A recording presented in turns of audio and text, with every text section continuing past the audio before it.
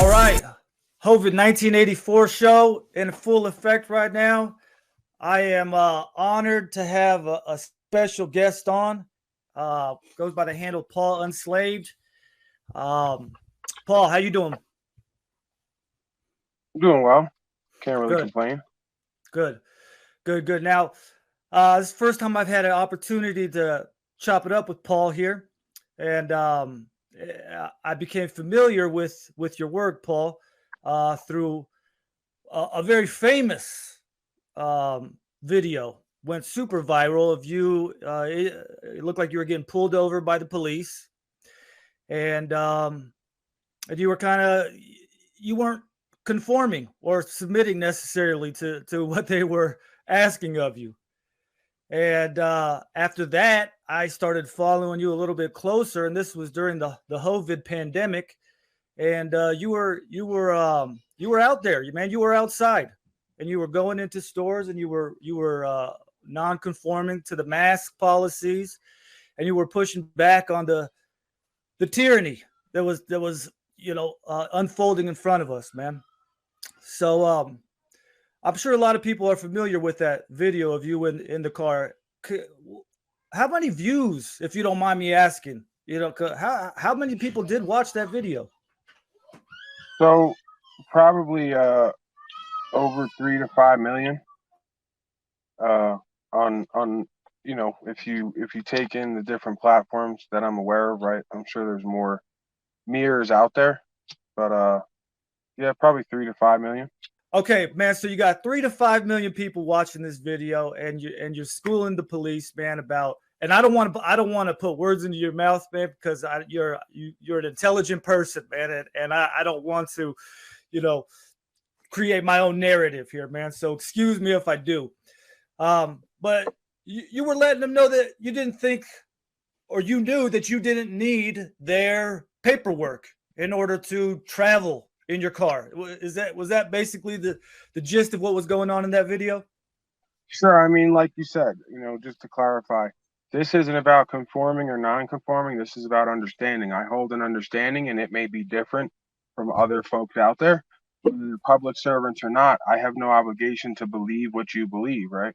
And if I can reference why it is I believe what I believe and correlate that with the foundations of law on this land, right? And the Constitution and all that, then I'm substantiating why it is I believe what I believe. So um, you had said you had brought up something else there. Do you remember what you had Uh, brought up in the second part of just that?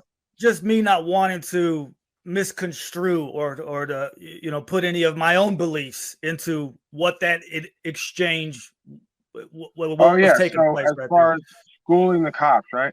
I Yeah. don't I don't like to put it forth that way because again, anybody can learn if they're teachable and they're willing to learn. So there may be times throughout this journey where these men and women acting as public servants may have learned something from me, but really I'm just giving them the opportunity to be who they signed up to be, right? To serve God and country, to uphold the law of the land, to do what's true and what's right, and to like themselves, right? Because again, I just contend we get into the mind science, there's no way that people can like themselves and create a functional community if they're going against the flow of common sense and right from wrong. And again, the reason this happens is because we live in a world where most folks do not know objectively right from wrong and have lost that common sense because the culture, right, the cult has taken the place of their free thought, their free love, their free choice.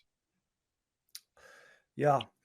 Yeah. And that's really what I wanted to talk with you about, man, and get your ideas, because people are familiar. They've seen your work. You go live a lot, so you are sharing your knowledge and your beliefs with people a lot, man. But what I see is somebody like you who has taken what counter to the culture of today, counter to the cult. It seems to me a unique perspective on how they're going to interact with people.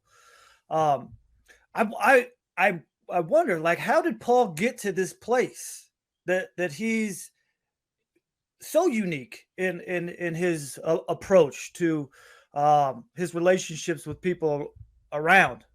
Um, when I saw you going into the stores during the COVID lockdowns, you were always seemed very respectful of people. You weren't even though they were asking you to sometimes leave the store, or they were calling you a criminal, or you know throwing all these allegations. You're always very calm and respectful to the people. Um, and so I'm wondering, like, how did you how did you get to where you are right now, man? Was this something, these I this ideals that you have? Was this something that was taught to you or shared with you at a young age that you just grew up with, or was there some a transformative experience in your life that shifted you into this direction? I mean, I think it's a little bit of all things, right? Um, we grow up, if we have anybody around us, they'll give you this basic, again, common sense understanding. Well, we try to do what's right, and the operative word there is try. Because what you'll notice with these folks throughout their life is they're trying to do what's right, but they're often failing because they don't have enough care. Not enough care to understand what's going on, don't have enough care to understand themselves, and to really look at the darkness and the insecurity and the fear and come out on the other side of it. So I think it's definitely sort of a lifelong journey process of observing the self, observing others, watching the trends, and then kind of seeing how it all comes together, right? Like they say, nothing happens or everything happens for a reason. So, you know, there's a kind of new age approach to that where everything is kind of deterministic.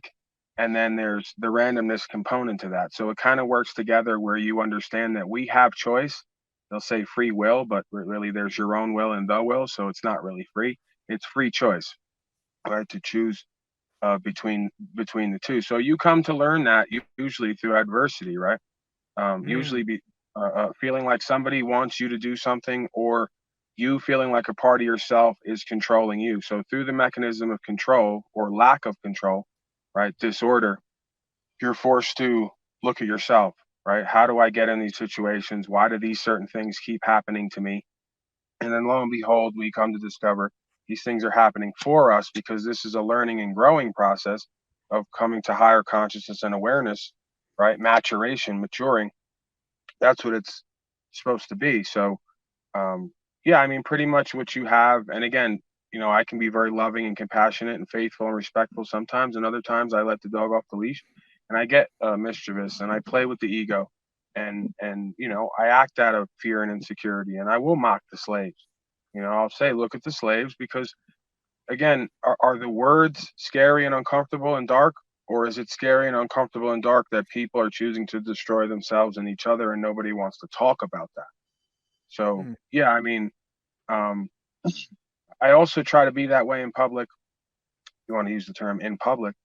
I try to be that way because I don't underestimate anybody, right? And I wouldn't want them to do so with me. So I don't want to roll around with anybody. I don't want to have to shoot or be shot.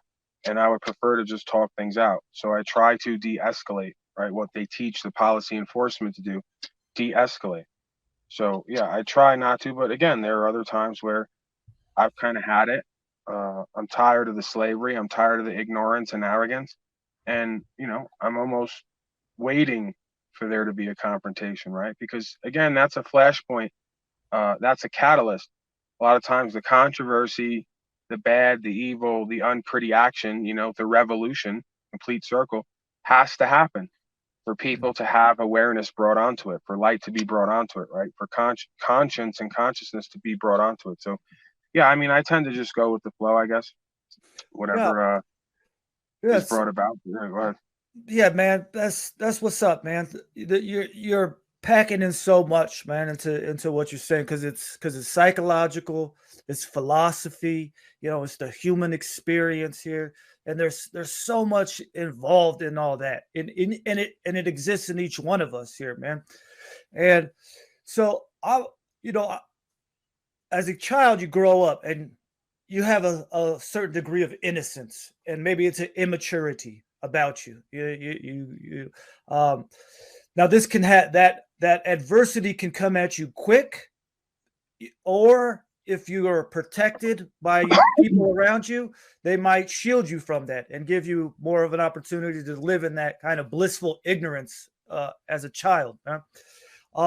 So was there a particular, not particular, but what was the adversity that you faced that you know started to push you into this maturing process here, where maybe you started to think more about your rights as a person, you know, um, See, that's and an interesting word, right? It kind of sparked this thing in me, and it may seem nonsensical, but when we look at the word innocence, it kind of sounded to me for a second like inner sense.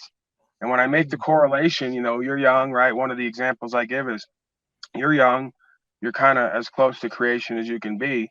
And then mm, someone comes along with a sharpened implement and says, we're going to cut this animal's throat and bleed it out in front of you. And your whole nervous system recoils, right? The inner sense or the innocence says, absolutely not. I don't want to be a part of that. But through the daily repetition, the daily practice, we call it a spiritual practice. So again, all those that hate me love death. These are death worshipers. Through the mm, complete repetition day in, day out of culture, the cult, where we just devalue life, it just becomes normal to lose that innocence, right? That inner sense. Because now we're constantly looking at where the next threat is coming from because we've learned that humans inherently are bad. So we think, right? Look how bad and evil. There's no way you can't subconsciously get that understanding, right? Even if you're not completely aware of it. When you see these activities, this is again what leads a lot of people to mental illness is they become aware at some point, whether even consciously aware of it, it could be subconscious, that they want to do good and be good, but the world demands that they cut off their inner sense, right? That they stop that heart-based consciousness in order to go along, to get along with a system and a culture that is inherently evil. And evil just, again, is spelled live backward. So there is nothing in the flow state, in the state of creation, and in positive, if you want to call it that, and in rewarding spiritual practice where we do harm to other beings, right? mm, So, if you are a death worshiping culture, if you take loss, injury, and harm for granted, which we do every day, it's just done every day on the side of the road. Someone's going to stop you, take your property, take your rights, demand paperwork, and this is just another day, right? So, of course, the inner sense is lost, the innocence is lost, because folks are just seeing evil done rampantly all day, every day around them, and that's the normality, right? yeah, So that's where the personality comes in, the mask, the toxic ego, where we have to create a version of self to cope with and deal with the sickness of society. mm, And that's why we bring a lot of this stuff to work and back home and all around, because we don't know who we are truly. We're not living from the truest essence of self. We're living from something that's manufactured.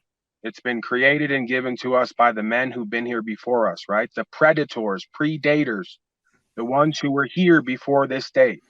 They're all predatory men, right? They're all cowardly when push comes to shove. They want to do harm to the innocent, but not stand for what's true and what's right.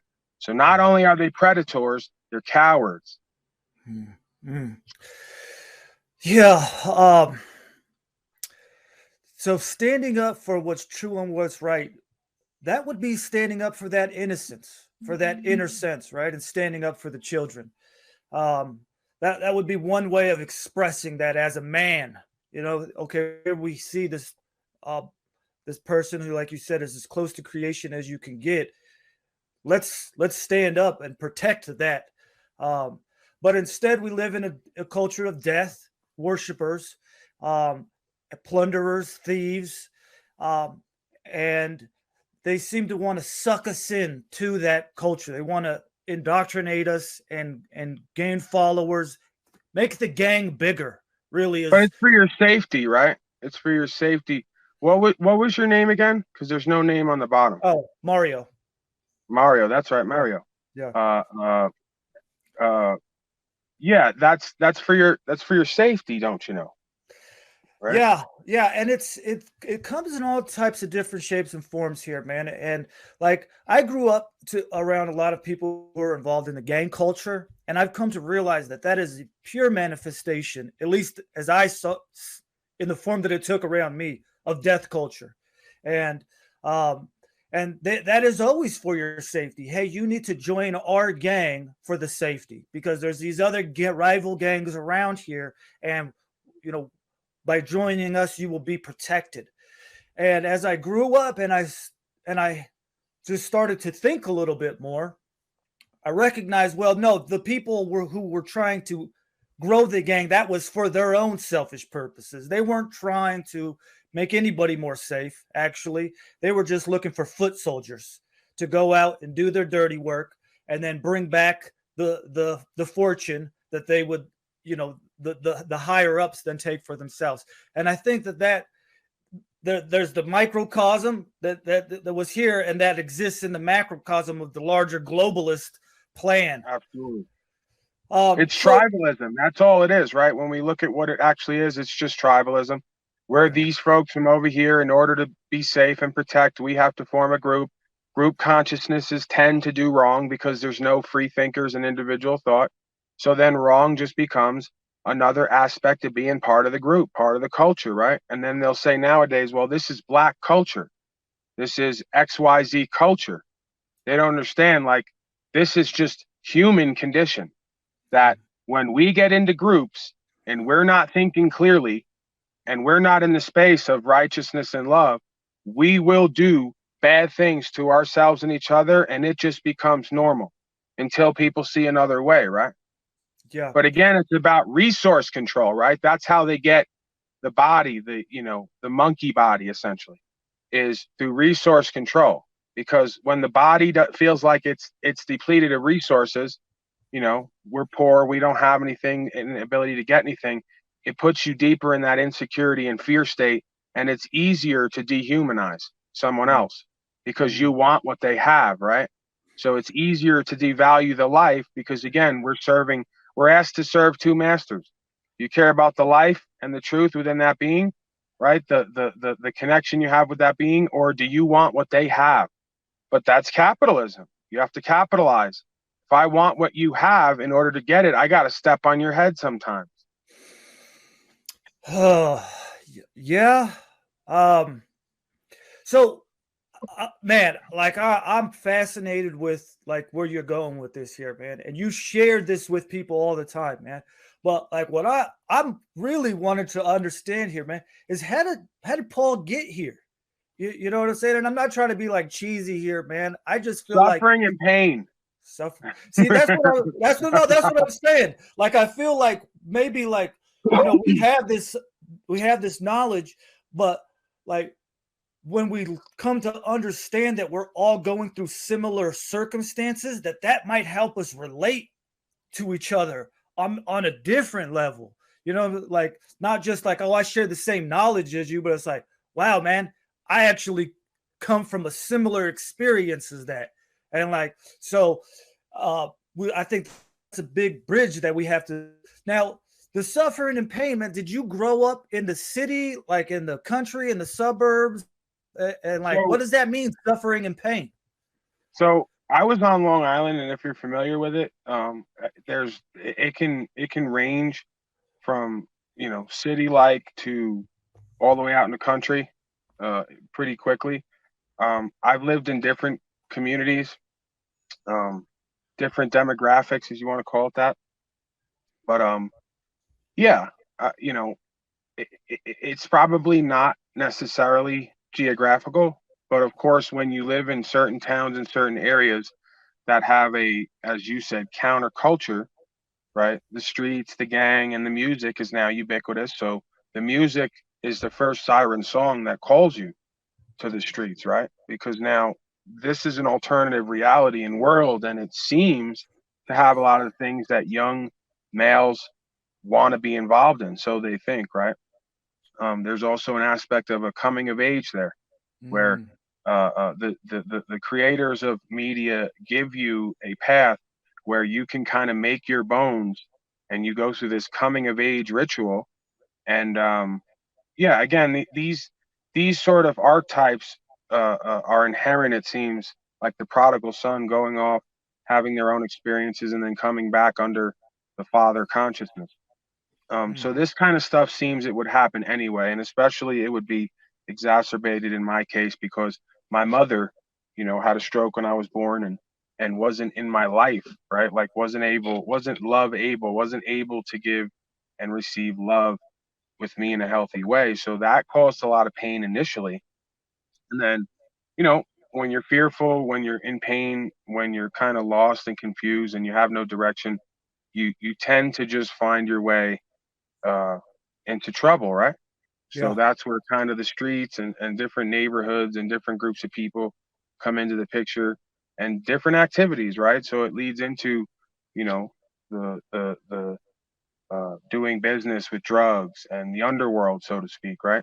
To Sure. whatever degree, you want to look at it. But yeah, I mean, everything, like, that's why I say it's kind of a journey because one thing just kind of leads into the next. And then you find yourself the same person you were, probably worse off, drug addicted, overdosing on these drugs and not caring because you really don't want to live anyway.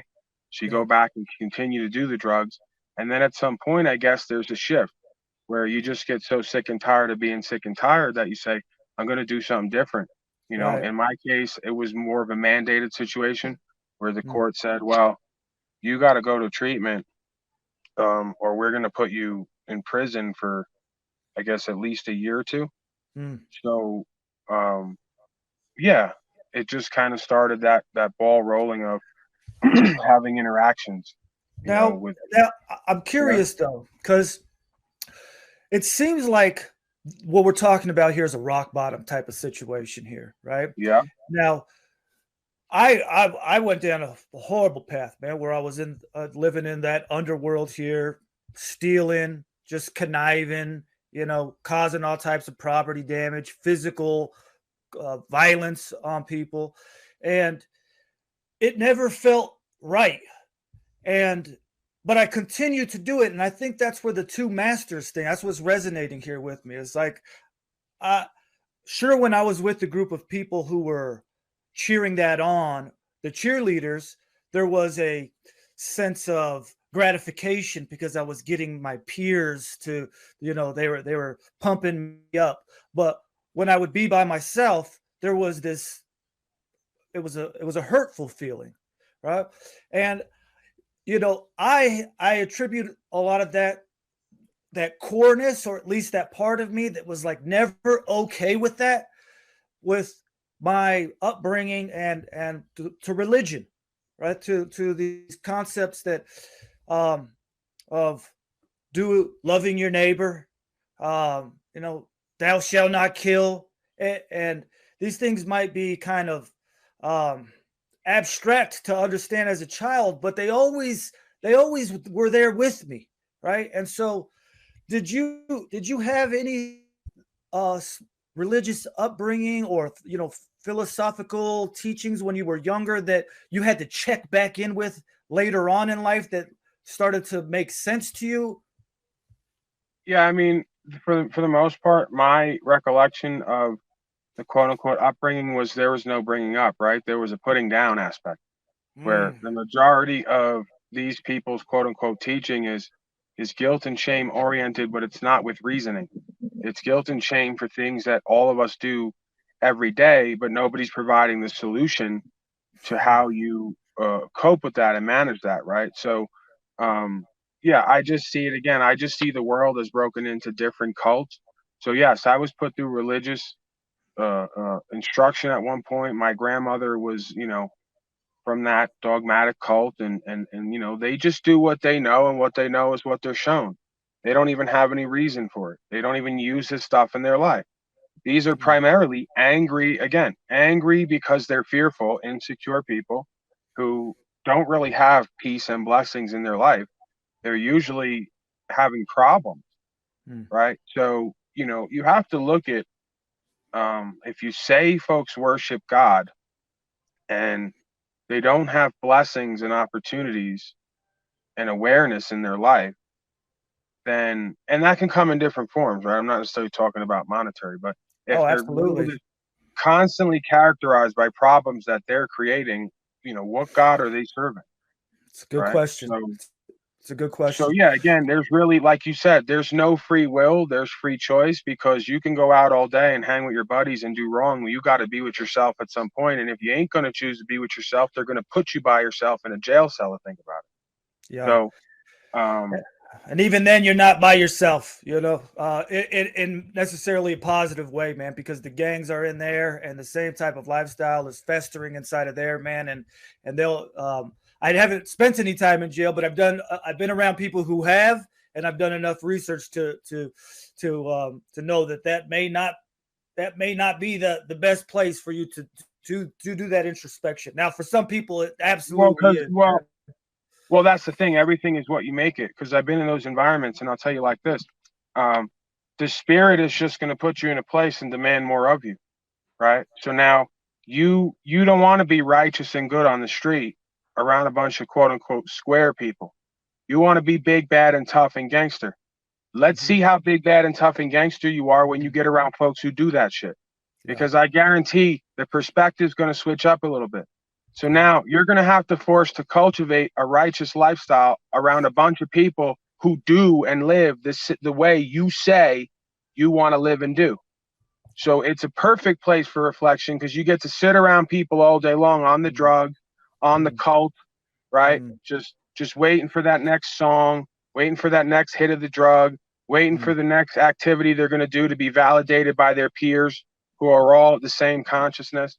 So, do you want to be like these folks? Do you want to continue to do this behavior? Do you want to continue to find yourself in places around people like this? And Right. again, it's not to down. We all have that aspect of self that we can go into. But Yeah. like you said, does anybody really enjoy it and like it when they're around? Do they respect themselves and each other? Right. So prison Not is what people gets who. a lot of people right. If you look at it, Oh, prison gets a lot of absolutely, people right who can't absolutely. govern themselves, because they learn very quickly, I'm going to need to respect myself and others, or someone's going to stab me. Yeah. Right. No, So no, it that's can be a facts. great place to learn. Yeah, yeah. No, that's facts. But and not to be like argumentative, a lot of people go in and don't come back out because they just get that. I mean, they like, oh, I'm with it now. Now I'm gonna be the that makes the other person reflect on whether or not they want to be here, man. So I when do have a you movie in my head where I go to prison one day for right wing extremist sovereign citizen behavior, and I never come out. And I uh-huh. go the other way, but I become like Bane in the Batman movie, where like we have a group that just goes around the prison cleaning up the lowlives. And it Mm, winds up just being to the point where the administration actually enjoys it. Because at the end of the day, whether you're a cop or you're convict, right is right, wrong is wrong. When did lying, stealing, hurting children and women become part of the convict code? That was not, see, this is what's so funny. If you go into the foundations of all of these societies, even the underworld societies, there's an ethic there. There's mm, always the same ethic at the bottom of all. Now, whether people stick to that is a mm, whole other discussion. But mm, where do convicts and criminals come up with the idea that you ain't supposed to hurt children, and you ain't supposed to hurt women, and that you ain't supposed to lie and deceive or rat on each other, right? That there's supposed to be honor, right? mhm, That, like they say in the Cosa Nostra, the mafia, these are supposed to be men of honor. mhm. But again, like everything else, the Yeah. drugs is too heavy, the power and control is too heavy, the fame and fortune is too much. Mm, So these folks forsake their soul and don't even stick to the criminal code, which is actually an ethical code, mm, right? Because you could be a man in any walk in life, there's still a conscience in you to some degree, mm. right? Yeah. We just tend to adapt to Yeah. dysfunctional behavior. So what when do you start finding principles in your life, Paul? Like these principles that you are talking about right now. And like what how do you come across them? Are you reading certain books? Is there certain experiences, meditations that you're having that bring you to these objective principles? Yeah, there's definitely material that can get you thinking and change perspectives, and that's to me half the battle. Mm, If you could teach someone how to regularly change their perspective, like what you'll see, there's this thing that happens. Someone will ask me a question and they're waiting for the answer that's come before, and then my answer is a completely different take on the question because the perspective is different. I've taught myself in my mind and heart, in my vision, to change my perspective, to see things differently, right? That's the key to feeling, I believe, peace and serenity in any situation, is being able to, like they'll say, the cliches, every cloud has a silver lining. So it's about perspective. The cup is not, half empty, half full. So, yeah, there's definitely certain materials along the way we pick up some things from, we leave the rest. I've talked about them before, Meditations by Marcus Aurelius, the Tao Te Ching, the Dhammapada, sayings of the Buddha. Um, there's been different sort of, if you want to call them influencers along the way, who will shift your perspective. And I don't even like to go to naming them, because there's probably so many. And then if you start naming them, they go, oh, he's a follower of that person, so he's that, right? I'm not a follower of anybody. There's just, again, people who come along throughout your life, different texts, people, places, and things that allow you to reflect and gain different perspective. So, that could be anybody, anywhere, at any time. Like they say, a wise man can learn from anything, especially a fool. So we should be able to learn from all things, all people, all places to some degree. So, but yeah, Yeah. these are definitely okay. The scriptures, I don't talk about, I will cite them or reference them, cross-reference them with my experience, but I don't necessarily, take it as the word of God. I'm not necessarily a cover-to-cover Bible guy. It's just about, again, there's an overarching set of principles and ethics and objective logic and morality that pervades all of humanity and history. And if you do not follow that, you tend to end up on the wrong side of history, and you tend to suffer and be in pain for it, individually and collectively. Right. Right. Now that's a personal responsibility issue right there. And that's something I was listening to you talk about the other night. You were I'm just paraphrasing here, but you're saying if you're not doing what you need to be doing in your life, then you're not going to be feeling good. There's certain things that you need to be doing. And if you're not doing it, what do you expect to be coming from That's a that? groundbreaking concept, right, Mario? That, like, if we're not being who we need to be, then we're not going to feel the way we want to feel. At a point in my life, it really was groundbreaking, man. I That's how mean, crazy it is. I know, That's I how know. little instruction and leadership that Yeah. we have in our homes and our community. That's such a Oh, common sense principle. Like, if you want to have self-esteem and self-worth, you have to do worthy things and esteemable things, right? That there's no shortcut to get the feeling we say we want, other than entertainment, sexual experiences, and drugs. Those things are cool while you're in those moments, but you have to be with you before and after that. So that's how we wind up in an addictive cycle of chasing the next sexual experience, the next drug, the next meal. Because again, we're all the same. All criticism is self-criticism. At the core of this is something that has been done or left undone, right? That we've not made right. I believe, at least to some degree, right? There may always be sort of an anticipation and an emotion, right? Energy and motion. But what I've witnessed in my life is the burden is significantly lifted when we are actively engaged in co-creating the world that we want to see by being the change, right? Another cliche. These are not feel-good phrases, right? This is actual mind science that great men have taught, and women, throughout history, of how to conduct. The word is conduct because it's electrical. How to take the electricity and the energy and put it into motion. How to create thoughts, emotions, and actions that can co-create a world that's worth living in. Because if we don't do that, we wind up with, look around you, right? A bunch of unconscious, unaware folks who continue to be led by fear and insecurity into feeling better, and therefore they accept less for themselves and each other because they're being misled. Nobody gives a fuck about you and your feelings more than you should. And if you care about yourself and your feelings, then you'll do different things to feel different things. If you keep doing the same things over and over and getting the same results, you're in mental and emotional illness, right? You're in revolution, they call it, complete circle. And you wonder why, as a society, in quotes, we're heading into another civil war revolution type of climate, type of arena, where we have the breakaway of two cultures, right? At least two cultures. And we have a forceful narrative of coercion and duress. Do this or else. It leads to the same place every time, right? Because objectively, the majority of folks do not know right from wrong. And if they do, they're not active. So evil triumphs because good men and women do nothing. The Yeah. cliches are never wrong. And they do nothing because they don't care about themselves. Sure. So how do we raise that value for ourselves? What advice would you give to somebody who was misled, was brought down? They're 14, 15 years old. Their family is their peers for the most part. Like, if you had how do you break that ground for somebody if you had that opportunity to do so, man? Like, to say love yourself, is it as simple as that?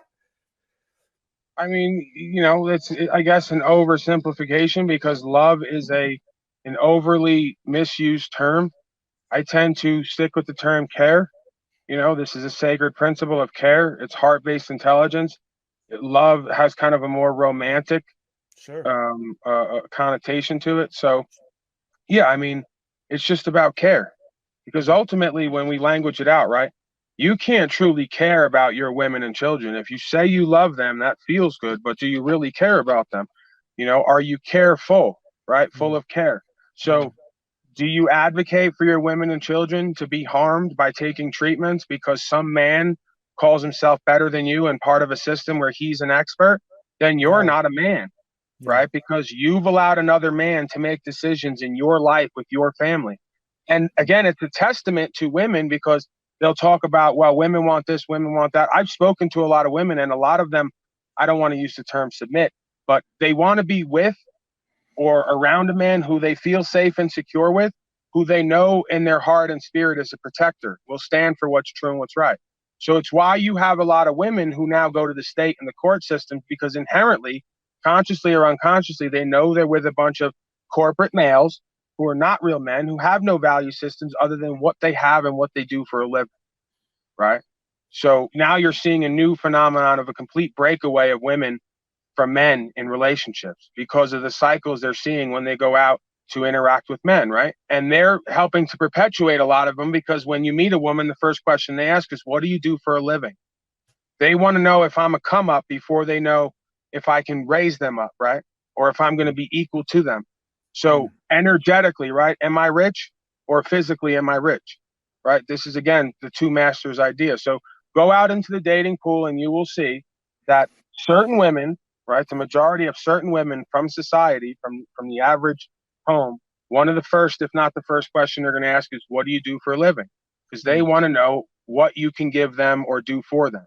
I Right? care about myself for a living. I care about myself first and foremost. That's it. Well, I usually will say something sarcastic like that. Well, you're looking at it, right? I am living it after all, right? So, like, I or I'll breathe, play I head games with them. exercise.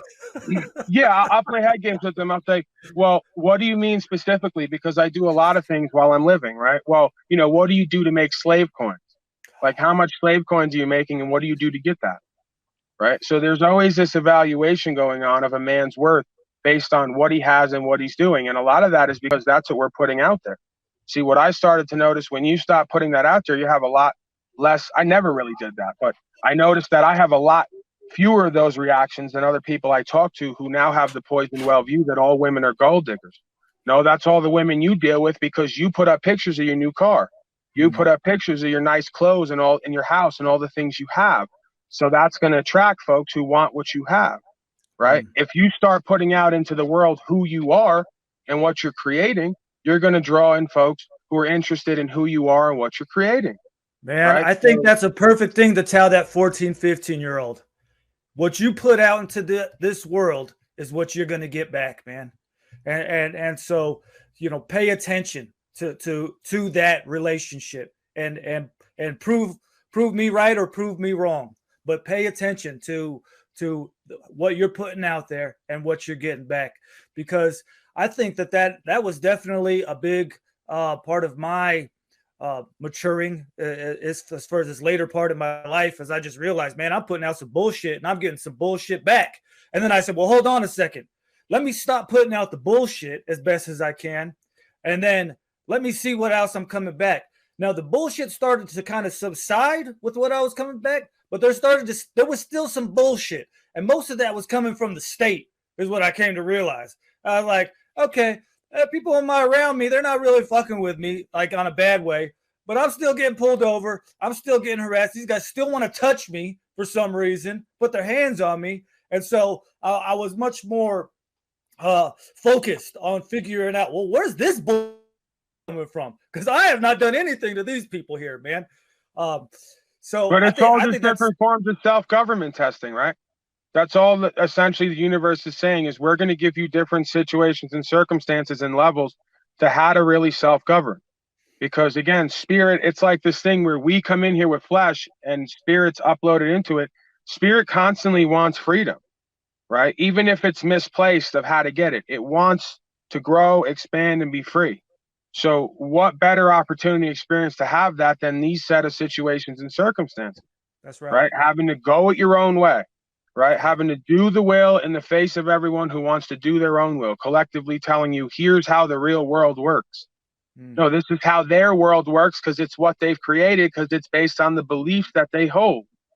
You know, all conditions have the word meant on the end of it. Meant, like enslavement, means mind. So everything starts in the mind, including slavery. Yeah. So, you know, that's a perfect. I wanted to ask you, what does unslaved mean? Well, there's enslaved and then there's unslaved, right? A being, I guess, who you would say is on the path to unslavement would be a being who's constantly observing themselves in the creation and working on separating themselves from people, places, and things that cause their light to be unmanaged, right? Mismanaged, right? Their truth, their consciousness, their awareness, their energy and attention, their body even to be mismanaged and mishandled and misused. Yeah. So, yeah, I mean, listen, we're all, that's why I say it's so funny, because I can mock slaves and talk about the slaves, but all criticism, again, is self-criticism. That's almost a law. We all have different forms of bondage and enslavement in our life. I don't care if it's cookies, coffee, tobacco wraps, you know, there's always you know, things in my life or around me that are calling me that I know are not really to my highest good, but you know what? It feels good. It kind of, there's some kind of safety and security and feel good apparatus there, right? But it's not reality. Well, I think We're always that's walking a in two worlds. powerful name that you chose there, especially when we're living in this world where so many people want to be a victim. You know, they paint themselves as a victim, they paint everybody else as a victim, and I feel like that's an enslaving mentality to be in. So when I see unslaved, I said, okay, maybe this means that Paul recognizes that, yeah, there is this institutions out here that have either got a grasp on them or are attempting to, and he is doing the work to pull himself away from that. To push that, no, I'm unslaving myself here, man. Sure, but they don't have a grip on me, right? They have a grip on the human spirit because we've given our power over to them. So I'm just a living, individuated manifestation of a collective condition that, you know, so yes, as a body, I've unslaved myself from that paradigm, because what you're going to do to my body is not as important as where my soul resides, the ability to choose, the ability to be free to chart my own destiny without coercion and duress. That's more important to me for my self-respect and my well-being.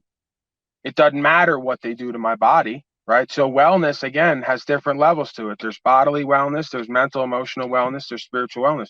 For my mental, emotional, spiritual wellness, I, as a man, have to be able to choose my own path and distinguish right from wrong for myself and not have other men force that onto me, right? If they're going to continue forcing and doing wrong, I can't stop them, but I don't have to engage in that behavior in the order following, right?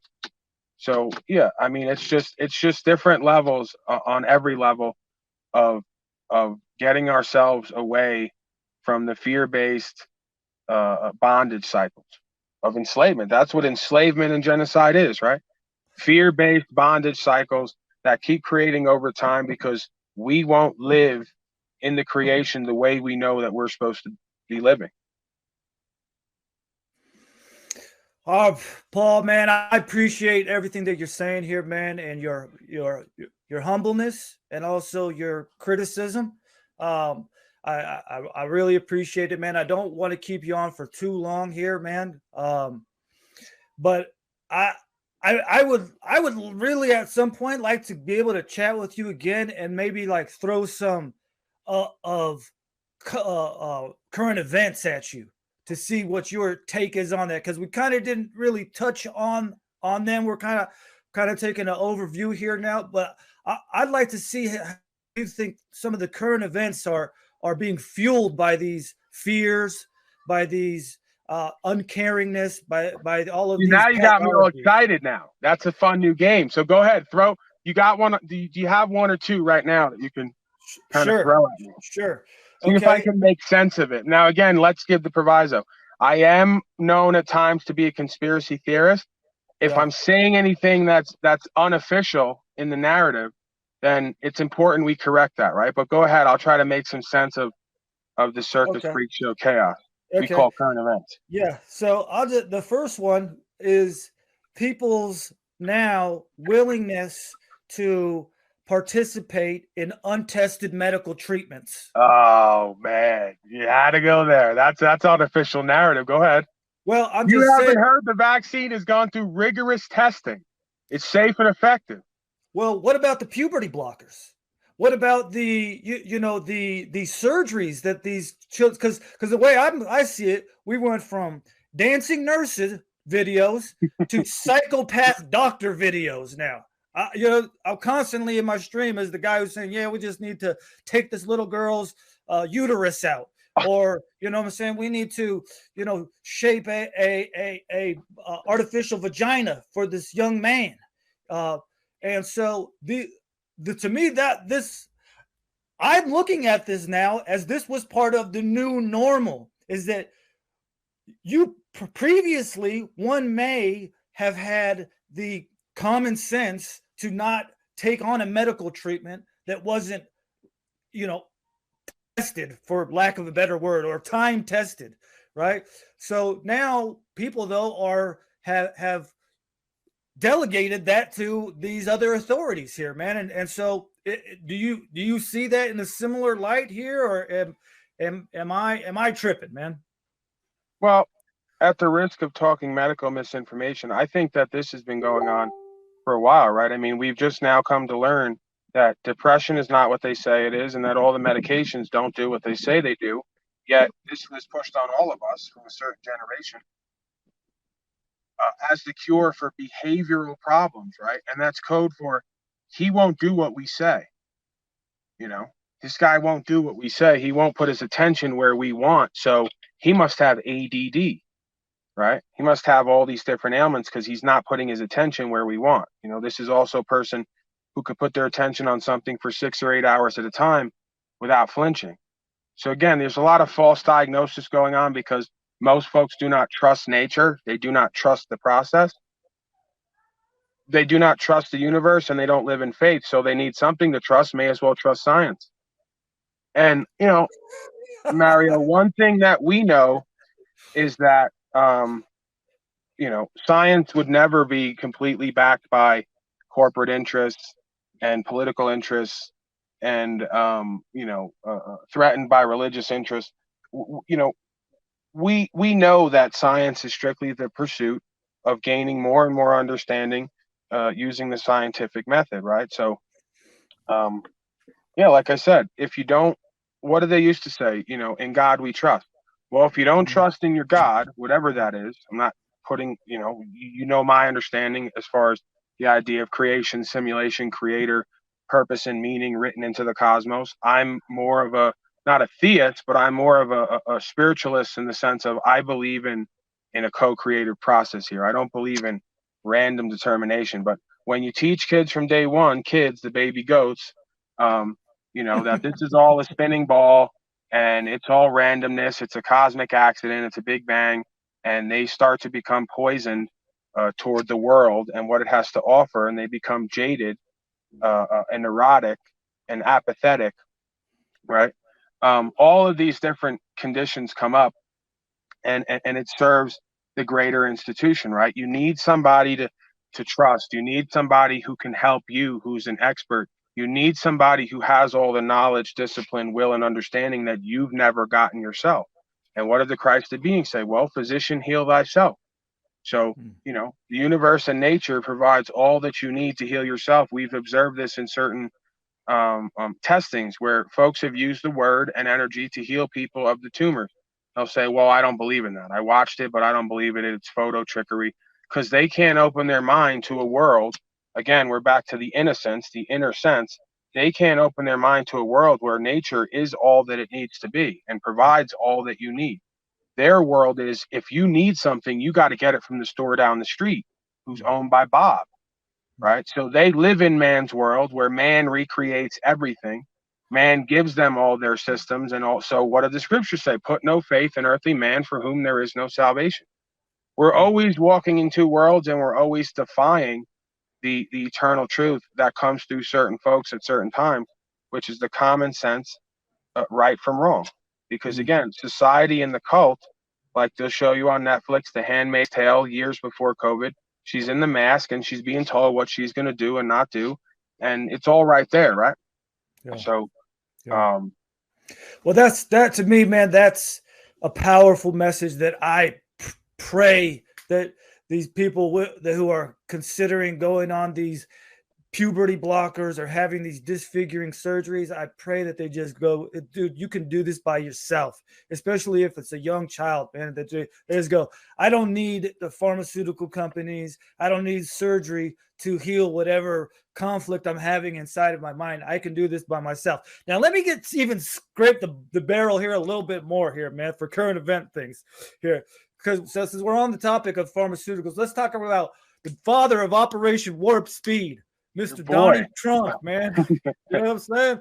So everybody's favorite daddy. Oh gosh, man, Daddy Yankee. What are you thinking about the FBI raiding his house and that? Oh, that's just part of the 5D chess, right? That didn't really happen. QAnon just put that forth to trick everyone to believe that's happening, so they can come back and convict everyone later with the military, right? So you just got to trust the plan, right? Remember what I said before. If you ain't going to trust in the universal law, if you ain't going to trust in God, if you ain't going to trust in the law of the land, you may as well trust the plan, right? It's just as good as anything else. I mean, if Jesus ain't going to come back and do it for us, may as well be Donnie Trump and QAnon, right? They're going to drain the swamp. They're going to save us from what we keep creating by voting for liars and deceivers, including himself. Right. So now all the Republicans just tuned out. They all hate me, if they're any to begin with, because they don't want to believe that. Right. We're constantly in a world of what we want and don't want to be true, and never looking at what is, getting the same results. So, yeah, I mean, I would just like somebody to come forward and substantiate with something that makes sense, not their feelings, how it's okay for Donnie to use the military and all the funds to put forth the untested treatments. And then from what I understand, get money from some of these companies, right? So now there's a conflict of interest. You're pushing something that may cause harm because you're getting paid for it. Surprise, surprise, right? Yeah. So you can't make America great again until men will put something before a few dollars, right? A country can never be great filled with a bunch of men who will put a few dollars before what's true and what's right. Yeah. Well, I would just add that John F. Kennedy Jr. is also going to be at the helm of that 5D chess game, man. So, if I did have Tupac didn't really die. He's actually helping QAnon and them take back the country. You got to have faith, man. Dude, this is a real challenge for me here. I live up in Idaho, man. And during this COVID, authoritarianism, there started to be these anti-vaccine rallies, and people were showing up with the Trump flag. And it was mind-boggling to me that people would be waving the daddy of Operation Warp Speed at these anti-mandate rallies that were happening. But I guess this is the duality. People can walk on both sides of the street at the same time, and just go home and turn on the TV and never have to actually like figure out whether which one is correct. They can hold these two opposing views at the same time, and they're both true in their minds so long as they don't have to like actually take a moment to reflect on their thoughts and say, well, what is it here, man? Well, that's what cognitive dissonance is, right? Where you create an alternate reality where you accept something while also contradicting it because that's your way of reconciling your belief system with reality, right? If you were in reality, then there would be none of these games. But because you've accepted an alternate reality, an alternate belief system, you have to accept two opposing views.